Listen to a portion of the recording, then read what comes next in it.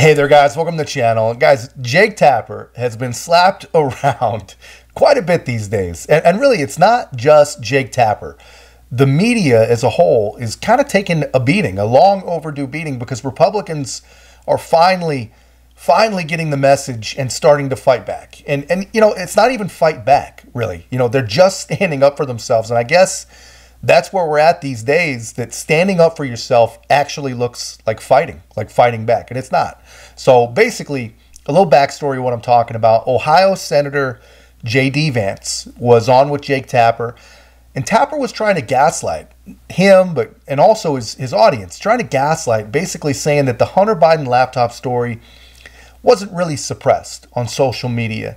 And all Vance did was give him just a little history lesson. The concern is that he wouldn't stock his administration with the J.D. Vances of the world. He would stock them with individuals who would not be able to tell him no. One voice that I've heard people express concern about is a guy named Kash Patel. He was on the NSC. He served briefly as the chief of staff for the Pentagon. Here's what he had to say on Steve Bannon's podcast earlier this week. We will go out and find the conspirators, not just in government, but in the media. Yes, we're going to come after the people in the media who lied about American citizens, who helped Joe Biden rig presidential elections. We're going to come after you. So look, I know Kash very well. Let me talk about what I think he was talking about, though I didn't see the full context of the clip, Jake. We know. You sound like a University of Pennsylvania president. We know. We know in 2020 that there were massive pieces of evidence that were suppressed by collusion between the national security state in this country and various. You're talking about the Hunter Biden laptop. The Hunter Biden laptop story. The reason that it was suppressed on social media for like a day or two on Twitter. Jake, millions of Americans, there have been studies on this, didn't see that story, that would have seen it if there hadn't been that collusion between these technology companies and members of the media who had security clearances. These people were using the trust acquired over a lifetime of public service and lying to the American people with Kash Patel. in order.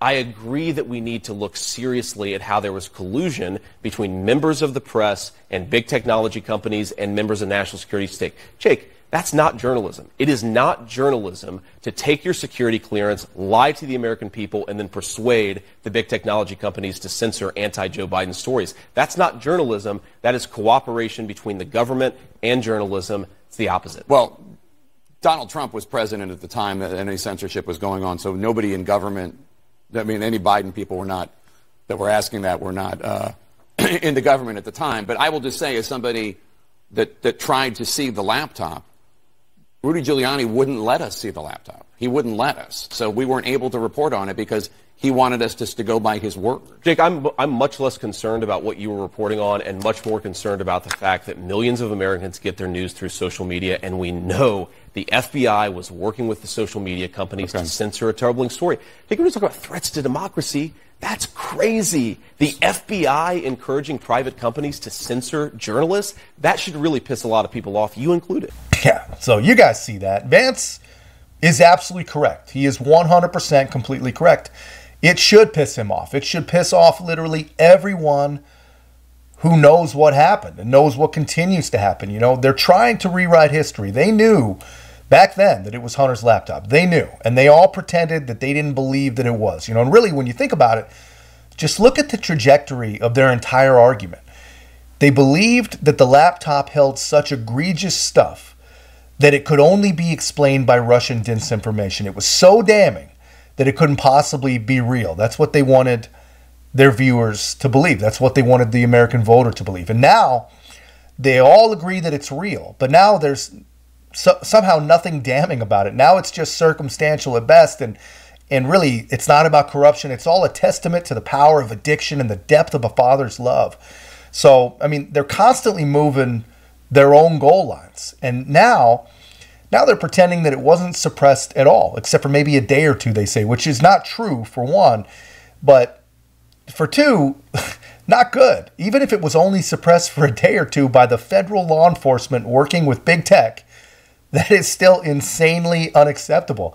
Even if it's for 10 minutes, that's unacceptable. The fact that those channels of communication were even open to allow that to happen is what's unacceptable here. I think that Jake Tapper, he knows the truth on this topic. He remembers it perfectly. He's just embarrassed. The guy is just embarrassed. And, not so much about what they all did. He's embarrassed that they got caught. And those two things are not the same. Those are not the same kind of embarrassment. Anyway, that's all I got, guys. Let me know your take in the comments. And if you haven't already, help us to continue to grow. Like, comment, subscribe. Most importantly, share the channel. I'll see you in the next one.